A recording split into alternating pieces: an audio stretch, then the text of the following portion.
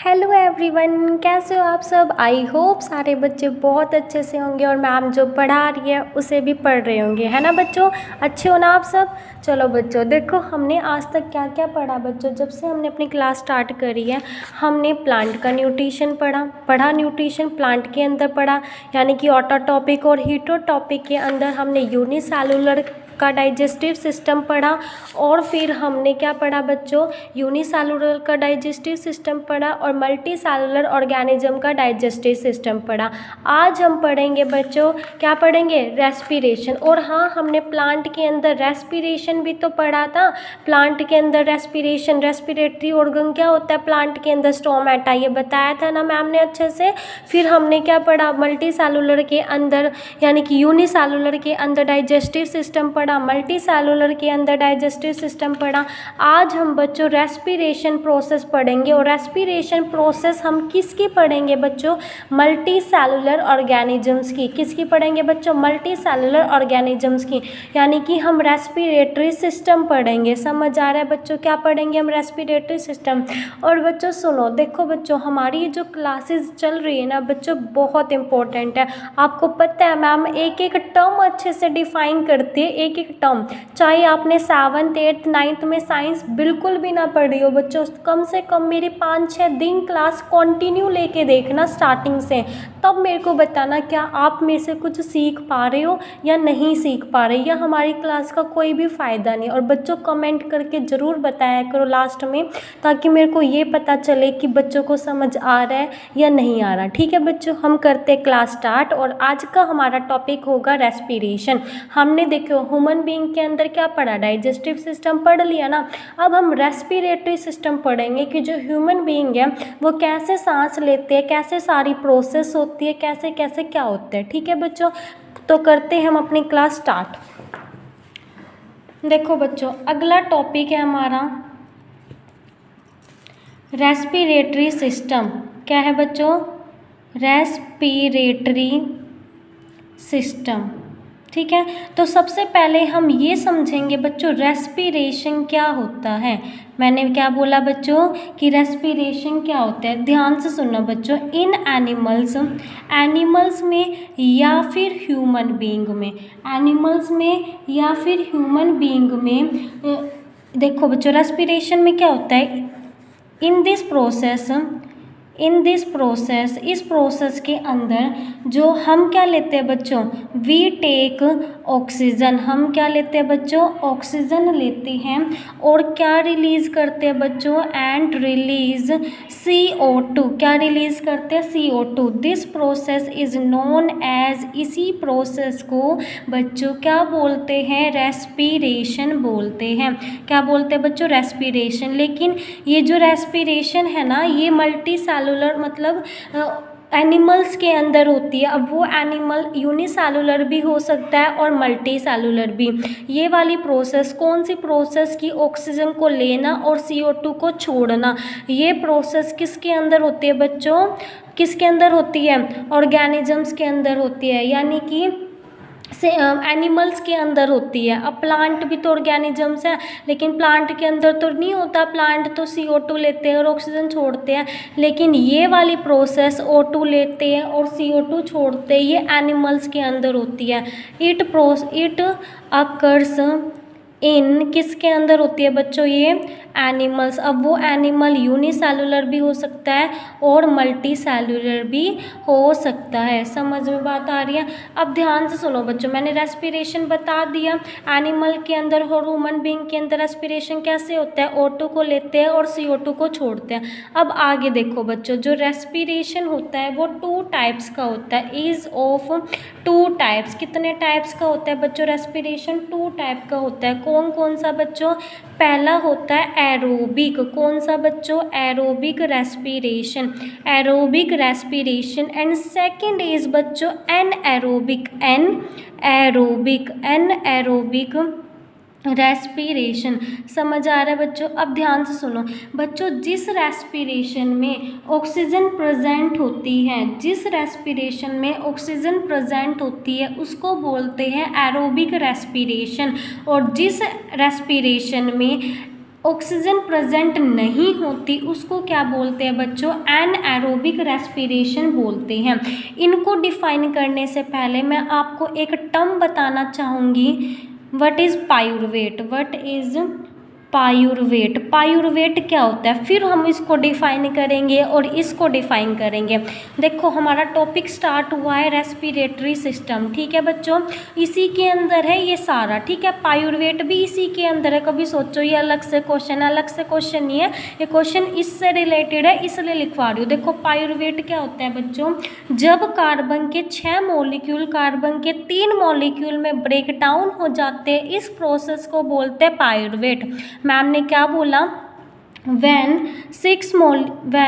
6 molecules of carbon, जब carbon के 6 molecules break down हो जाते हैं, किस में ब्रेक डाउन हो जाते हैं बच्चों, into 3 molecules of carbon, carbon के 3 मॉलिक्यूल्स में ब्रेक डाउन हो जाते हैं, इसी प्रोसेस को क्या बोलते हैं बच्चों, पायुर्वेट बोलते हैं। प्रोसेस इज कोल्ड पायुर्वेट, क्या बोलते हैं बच्चों, पायुर्वेट बोलते हैं। जब कार्बन के 6 मॉलिक्यूल्स ऑफ कार्बन, जब कार्बन के 6 मॉलिक्यूल्स ब्रेक डाउन यानी कि टूट जाते हैं, किस में, कार्बन के 3 मॉलिक्यूल्स में, इस प्रोसेस को बोलते हैं पायुर्वेट। अब डिफाइन करते हैं बच्चों, एरोबिक रेस्पिरेशन क्या होता है, क्या बोला मैम ने, एरोबिक रेस्पिरेशन क्या होता है। देखो बच्चों एरोबिक रेस्पिरेशन में क्या होता है, जिस रेस्पिरेशन में ऑक्सीजन प्रेजेंट होती है, इन दिस रेस्पिरेशन, इस रेस्पिरेशन में, in this respiration oxygen is present, के ठीक है बच्चों, जिस रेस्पिरेशन में ऑक्सीजन प्रेजेंट होती है उसको बोलते हैं एरोबिक रेस्पिरेशन। अब इसके अंदर बच्चों 2 प्रोसेस होगी एरोबिक रेस्पिरेशन के अंदर, ठीक है। इन एरोबिक रेस्पिरेशन, एरो, और बहुत इंपॉर्टेंट है, पेपर में बहुत पूछा जाता है, मल्टीपल चॉइस क्वेश्चन में भी बहुत ज़्यादा। इन एरोबिक रेस्पिरेशन जो 2 प्रोसेस अक्कर, 2 प्रोसेस होंगी अक्कर। और बच्चों जो हमारी क्लास है ना, ये उन बच्चों के लिए भी है जो कॉम्पिटिटिव एग्ज़ाम की तैयारी कर रहे हैं, क्योंकि साइंस 10 तक की साइंस तो आती है और आप देख रहे हो मैम एक एक टर्म डिफाइन कर रहे हैं, तो प्लीज़ ज़्यादा से ज़्यादा इस क्लास को शेयर किया करो, ठीक है। एरोबिक रेस्पिरेशन में बच्चों 2 प्रोसेस होती है। अब वो 2 प्रोसेस कैसे होंगी बच्चों, देखो इन फर्स्ट प्रोसेस, पहली प्रोसेस में जो 3 मॉलिक्यूल्स होंगे पायुर्वेट के, 3 मॉलिक्यूल्स ऑफ पायुर्वेट। अब पायुर्वेट क्यों, और मतलब पायुर्वेट के 3 मॉलिक्यूल क्यों, क्योंकि पायुर्वेट क्या होता है, जब कार्बन के 6 मॉलिक्यूल 3 मॉलिक्यूल में टूट जाते हैं, मतलब जब कार्बन के पास 3 मॉलिक्यूल रह जाते हैं उसको बोलते हैं पायुर्वेट। तो जब पायुर्वेट के 3 मॉलिक्यूल्स, क्या बोला मैम ने, जब पायुर्वेट के 3 मॉलिक्यूल्स किस में ब्रेक डाउन होंगे, ब्रेक डाउन, ये भी किस में ब्रेक डाउन होंगे, जब CO2 में ब्रेक डाउन होंगे, वाटर में ब्रेक डाउन होंगे और एनर्जी रिलीज होगी, ठीक है। और ये प्रोसेस किसकी प्रेजेंस में होती है, in the presence of mitochondria, presence of mitochondria की प्रेजेंस में, और किसका यूज़ करके, बाय यूजिंग ऑक्सीजन। अब ध्यान से सुनो, माइटोकॉन्ड्रिया क्या होता है बच्चों, माइटोकॉन्ड्रिया एक ऐसा वर्ड है, हमारी सेल्स का पावर हाउस बोलते हैं माइटोकॉन्ड्रिया को। माइटोकॉन्ड्रिया क्या होता है, mitochondria is the power house of the cell, यानी कि हमारी सेल जो बनती रहती है, टूटती रहती है, ये माइटोकॉन्ड्रिया एनर्जी सप्लाई करता है। माइटोकॉन्ड्रिया क्या होता है, पावर हाउस होता है सेल का, ठीक है बच्चों। तो देखो अब रिएक्शन करके दिखाती हूँ। देखो कार्बन के मान लो 6 मॉलिक्यूल थे, ठीक है, किस में टूट गए, कार्बन के 3 मॉलिक्यूल में टूट गए, इसी को क्या बोलते हैं बच्चों, पायुर्वेट बोलते हैं। इतना तो मैम ने बताया, लेकिन इस प्रोसेस में क्या होगा, जब पायुर्वेट के 3 मॉलिक्यूल किस में टूट जाएंगे बच्चों, CO2 में टूट जाएंगे, वाटर में टूट जाएंगे, प्लस H2O क्या होता है, वाटर होता है। और एनर्जी रिलीज होगी किसकी प्रेजेंस में, माइटोकॉन्ड्रिया की प्रेजेंस में। किसकी प्रेजेंस में, माइटोकॉन्ड्रिया की प्रेजेंस में। और इस प्रोसेस में और इस रिएक्शन में ऑक्सीजन प्रेजेंट होती है। समझ आया बच्चों। मैम ने बोला फर्स्ट प्रोसेस में कार्बन के 3 मॉलिक्यूल या फिर पायरुवेट के 3 मॉलिक्यूल ब्रेक डाउन हो जाते हैं CO2 में, वाटर में और एनर्जी में। किसकी प्रेजेंस में, माइटोकॉन्ड्रिया की प्रेजेंस में। और किसका यूज़ करके, ऑक्सीजन का यूज़ करके। यही तो लिखा है। इसको तो पायरुवेट बोलते हैं जब कार्बन के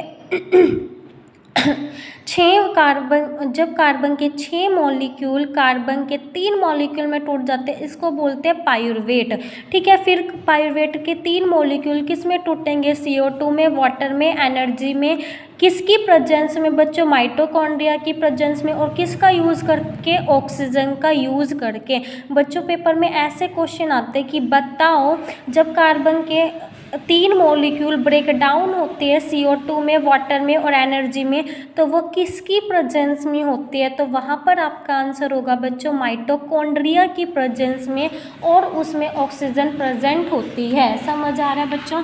दूसरी प्रोसेस क्या होती है, जब पायरुवेट के 3 मॉलिक्यूल किस में टूटेंगे, लैक्टिक एसिड में टूटेंगे और एनर्जी में। और वो किसकी प्रेजेंस में टूटते हैं, मसल सेल की प्रेजेंस में टूटते हैं। और वहाँ पर यहाँ पर तो फुल ऑक्सीजन है ना, इसमें थोड़ी सी कमी हो जाएगी। और कमी को बोलते हैं लैक। एक वर्ड है लैक, LACK। कमी को क्या बोलते हैं, लैक बोलते हैं। ठीक है। और फिर जब हमारा एनएरोबिक रेस्पिरेशन आएगा, वहाँ पर तो ऑक्सीजन प्रेजेंट होती ही नहीं। एरोबिक में 2 प्रोसेस होंगी। एक प्रोसेस में तो ऑक्सीजन फुल प्रेजेंट होगी और जो दूसरी प्रोसेस होगी उसमें थोड़ी सी ऑक्सीजन की क्या हो जाएगी, कमी हो जाएगी। इन सेकेंड प्रोसेस जो 3 मॉलिक्यूल्स होंगे पायरुवेट के, 3 मॉलिक्यूल्स ऑफ पायरुवेट या फिर बेटा कार्बन भी लिख सकते हो, वो किस में ब्रेक डाउन हो जाएंगे बच्चों, इज ब्रेक डाउन यानी कि टूट जाएंगे किस में, लैक्टिक एसिड में, लैक्टिक एसिड में। और एनर्जी रिलीज होगी और किसकी प्रेजेंस में होंगे, इन दी प्रेजेंस ऑफ, ये रिएक्शन किसकी प्रेजेंस में होगी, in the presence of muscle cell. किसकी प्रेजेंस में बच्चों, मसल सेल। बेटा बहुत इंपॉर्टेंट है ये चीज़ें प्रेजेंस वाली। और वो किस में टूट रहे हैं, यानी कि मैंने बोला कार्बन के 3 मॉलिक्यूल, और कार्बन के 3 मॉलिक्यूल को क्या बोलते हैं बच्चों, पायरुवेट बोलते हैं ना। वो किस में टूट जाएंगे, कार्बन के 3 मॉलिक्यूल लैक्टिक एसिड में टूटेंगे और प्लस एनर्जी रिलीज होगी। समझ आ रहा है, किसकी प्रेजेंस में बच्चों, इन मसल सेल की प्रेजेंस में। और क्या ऑक्सीजन फुल प्रेजेंट होगी, नहीं, ऑक्सीजन की कमी होगी यानी कि लैक ऑफ O2। समझ आया। ये दोनों प्रोसेस बच्चों किसके अंदर बताई मैम ने, एरोबिक रेस्पिरेशन के अंदर बताई। किसके अंदर बताई, एरोबिक रेस्पिरेशन। एरोबिक रेस्पिरेशन हो गया कंप्लीट। अब हम पढ़ेंगे एनारोबिक। इसमें तो ऑक्सीजन प्रेजेंट होती ही नहीं है। ठीक है। ये रेस्पिरेशन ऑक्सीजन की एब्सेंस में होता है। किस में होता है बच्चों, एब्सेंस में। तो एनएरोबिक रेस्पिरेशन, एनएरोबिक रेस्पिरेशन क्या होता है, पहले हम बच्चों रेस्पिरेशन के बारे में समझ रहे हैं। अभी हमने ह्यूमन बीइंग के अंदर रेस्पिरेटरी सिस्टम स्टार्ट नहीं किया, हम पहले रेस्पिरेशन को समझ रहे हैं। रेस्पिरेशन क्या होता है, फिर वो 2 टाइप का होता है। एनारोबिक रेस्पिरेशन में क्या होता है, एनारोबिक रेस्पिरेशन में क्या होता है। ठीक है। एनारोबिक रेस्पिरेशन में क्या होता है, in this respiration oxygen absent होती है। Oxygen is absent. ऑक्सीजन क्या होती है बच्चों, एब्सेंट होती है। अब यहाँ पर भी क्या होगा, इन एनारोबिक रेस्पिरेशन में ओनली एक रिएक्शन होगी। एरोबिक के अंदर देखो बच्चों 2 रिएक्शन थी ना, लेकिन यहाँ पर एनएरोबिक में ओनली 1 रिएक्शन होगी। क्या, कार्बन के जो 3 मॉलिक्यूल होंगे जिसको हम पायरुवेट बोलते हैं ना, वो इथेनॉल में टूटेगा, ईस्ट सेल और CO2 में टूटेगा और एनर्जी में टूटेगा। किसकी प्रेजेंस में बच्चों, ईस्ट सेल की प्रेजेंस में। और ऑक्सीजन क्या होगी बच्चों, बिल्कुल ही एब्सेंट होगी। ठीक है।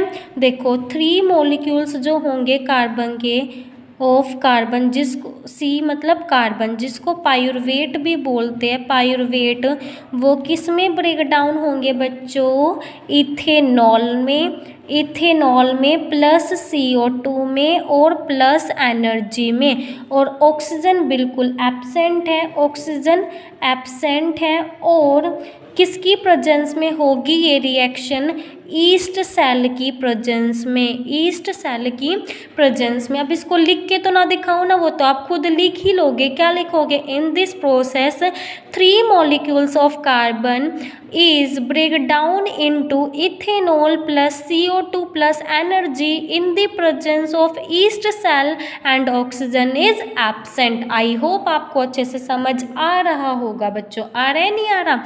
चलो आगे, रेस्पिरेशन समझ आया। अब देखो बच्चों मेरी बात ध्यान से सुनो, जो जीव जंतु, जो एनिमल्स पानी में रहते हैं, पहले तो मेरे को ये बताओ उन एनिमल्स को बोलते क्या है, बताओ बताओ जल्दी। मैम ने पूछा कि जो एनिमल्स या जीव जंतु पानी में रहते हैं उन एनिमल्स को क्या बोलते हैं बच्चों, एक्वेटिक। क्या बोलते हैं, एक्वेटिक। मैंने आपको स्टार्टिंग में ही बताया था। इस क्लास में मैं ये नहीं देखूंगी कि आप 10th क्लास के बच्चे हो ना, मैं एक एक टर्म डिफाइन करूंगी, चाहे वो टर्म आपकी 5th क्लास में यूज़ हुई हो, 6th में यूज़ हुई हो, कोई सी में भी यूज़ हुई हो। एक्वेटिक एनिमल उन एनिमल्स को बोलते हैं जो पानी में रहते हैं, और जो लैंड पर एनिमल्स रहते हैं उनको बोलते हैं टेरेस्ट्रियल। क्या बोलते हैं, टेरेस्ट्रियल एनिमल्स। एक और वर्ड होता है एम्फीबियंस, एम्फीबियंस वो एनिमल्स होते हैं जो पानी में भी रहते हैं और जो लैंड पे, धरती पे भी रहते हैं। जो पानी में रहते हैं उनको एक्वेटिक एनिमल बोलते हैं, जो धरती पर रहते हैं मतलब जो लैंड पर रहते हैं उन्हें टेरेस्ट्रियल एनिमल्स बोलते हैं, और जो दोनों में रहते हैं जैसे मेंढक है ना, जो दोनों में रहता है उसको बोलते हैं एम्फीबियंस। तो बच्चों जो पानी में जीव जंतु रहते हैं वो भी तो सांस लेते होंगे ना, जैसे मछलियाँ वगैरह सांस लेती होंगी, तो वहाँ पर उनका रेस्पिरेटरी ऑर्गन क्या होता है बच्चों, रेस्पिरेटरी ऑर्गन क्या होता है मछलियों का, मछलियों के अंदर अब लंग्स तो प्रेजेंट नहीं होता है ना, उनका रेस्पिरेटरी ऑर्गन होता है गिल्स। जो गिल्स होती है उसके थ्रू वो सांस लेते हैं, और वो अपनी माउथ के थ्रू, देखो मछलियाँ जब पानी होती है उनका मुंह थोड़ा सा खुला सा रहता है, वो मुंह के थ्रू भी सांस लेती है और वो अपनी गिल्स के थ्रू भी सांस लेती है। लेकिन जो टेरेस्ट्रियल यानी कि जो लैंड पर रहते हैं, जैसे कि हम रहते हैं धरती पर, तो हमारा रेस्पिरेटरी ऑर्गन यानी कि वो ऑर्गन जिससे हम सांस लेते हैं, तो वो कौन सा है हमारे अंदर बच्चों, लंग्स है। और एम्फीबियंस के अंदर दोनों होते हैं, जब वो पानी में जाएगा तब वो गिल्स के थ्रू सांस लेगा, और जब वो लैंड पर रहेगा तो वो लंग्स के थ्रू सांस लेगा। यानी कि एम्फीबियन एनिमल्स के अंदर लंग्स भी प्रेजेंट होते हैं और गिल्स भी प्रेजेंट होती है। इज दैट क्लियर बच्चों। तो अब हम रेस्पिरेशन पढ़ेंगे, किसके अंदर रेस्पिरेशन, एक्वेटिक एनिमल। बस यही लिखना है जो मैंने अभी बताया, रेस्पिरेशन इन एक्वेटिक ऑर्गेनिजम्स। बच्चों मैं लिख रही हूँ ना साथ के साथ, मैम एक एक लाइन लिखती है बच्चों, वरना मैम को क्या ज़रूरत है, मैम बुक से ना पढ़ा दें, मैम एक एक लाइन लिखती है बच्चों, तो साथ के साथ नोट कर लिया करो, आपके भी तो नोट्स बन जाएंगे अच्छी तरह, ठीक है। और प्लीज़ बच्चों क्लास को अच्छे से शेयर किया करो, आप शेयर नहीं करते, मेरे को पता है आप बिल्कुल भी शेयर नहीं करते। तो हम पहले रेस्पिरेशन पढ़ेंगे एक्वेटिक ऑर्गेनिज्म में, फिर जाएंगे टेरेस्ट्रियल में, यानी कि फिर बाद में पढ़ेंगे हम अपने बारे में, ह्यूमन बीइंग के बारे में। पहले हम पढ़ेंगे रेस्पिरेशन इन एक्वेटिक ऑर्गेनिज्म। देखो इसका एग्जांपल बताओ, जो एक्वेटिक ऑर्गेनिज्म है, फिश हो गया, यानी कि हम फिश के अंदर रेस्पिरेशन पढ़ते हैं। देखो बच्चों फिश भी क्या है, ये एनिमल है ना, यानी कि ये भी ऑक्सीजन लेती है और CO2 को रिलीज करेगी, तो फिश जो है वो टेक करेगी ऑक्सीजन को। बच्चों ऑक्सीजन ना पानी में प्रेजेंट होती है तभी तो वो जिंदा रह पाते हैं, वरना पानी में अगर ऑक्सीजन नहीं होती बाहर तो वो आती नहीं, मछली तो वैसे ही मर जाएगी, ठीक है। पानी में ऑक्सीजन प्रेजेंट होते हैं, फिश जो है वो ऑक्सीजन को टेक करती है, पानी में ही ऑक्सीजन को लेती है, और किसके थ्रू लेती है बच्चों, मैंने बताया था अपने माउथ के थ्रू भी लेती है, थ्रू देयर, अपने माउथ के थ्रू भी लेती है, और बच्चों गिल्स के थ्रू भी लेती है। किसके थ्रू लेती है, गिल्स के अंदर। जो ऑक्सीजन है बच्चों वो पानी में किसकी फॉर्म में प्रेजेंट होते हैं, यानी कि पानी में वो मिक्स रहती है क्या, oxygen. Oxygen dissolved in water, water में डिजोल्व होती है। एंड देन जो है फिश क्या करती है, उस ऑक्सीजन को टेक कर लेती है, किसके थ्रू टेक कर लेती है बच्चों, अपने माउथ के थ्रू। ठीक है। और इन फिश रेस्पिरेटरी ऑर्गन क्या माना गया है, गिल माना गया है। Respiratory organ is gills. अब वैसे तो माउथ के थ्रू भी सांस लेते हैं, पर ज़्यादा लेते हैं गिल्स के थ्रू, तो फिश में रेस्पिरेटरी ऑर्गन क्या हो गया बच्चों, गिल्स हो गया। समझ आ रहा है या नहीं आ रहा। अब देखो, हमने रेस्पिरेशन पढ़ा एक्वेटिक ऑर्गेनिज्म के अंदर, अब हम रेस्पिरेशन पढ़ेंगे टेरेस्ट्रियल ऑर्गेनिज्म के अंदर। रेस्पिरेशन इन टेरेस्ट्रियल, यानी कि जो लैंड पे जीव जंतु रहते हैं, हम उनके अंदर रेस्पिरेशन पढ़ेंगे। ठीक है। अब देखो बच्चों, जो टेरेस्ट्रियल ऑर्गेनिजम्स हैं, इन टेरेस्ट्रियल ऑर्गेनिजम्स ह्यूमन आ गए और एनिमल्स आ गए। ह्यूमन एंड इनमें टेरेस्ट्रियल में एंड एनिमल्स, उनका रेस्पिरेटरी ऑर्गन क्या होगा बच्चों, रेस्पिरेटरी ऑर्गन जो ओनली धरती पर रहते हैं, उनका रेस्पिरेटरी ऑर्गन होगा लंग्स। समझ आ रहा है बच्चों, समझ आ रहा है कि नहीं आ रहा है। ठीक है। अब फटाफट से रिवाइज करते हैं, बाकी करेंगे कल। ओके बच्चों, देखो मैम ने बताया कि जो रेस्पिरेशन होता है, रेस्पिरेशन क्या होता है, जब हम ऑक्सीजन को टेक करते हैं, ऑक्सीजन को लेते हैं और रिलीज़ करते हैं CO2 को, इसी प्रोसेस को रेस्पिरेशन बोलते हैं। लेकिन बच्चों, ऑक्सीजन को लेना और कार्बन डाइऑक्साइड को छोड़ना ये सिर्फ एनिमल्स करते हैं, प्लांट्स नहीं करते। ठीक है। तो और एनिमल्स भी दो टाइप के होते हैं, एक यूनिसेलुलर और मल्टीसेलुलर, दोनों यही काम करते हैं, ऑक्सीजन को लेते हैं और CO2 को छोड़ते हैं। ठीक है।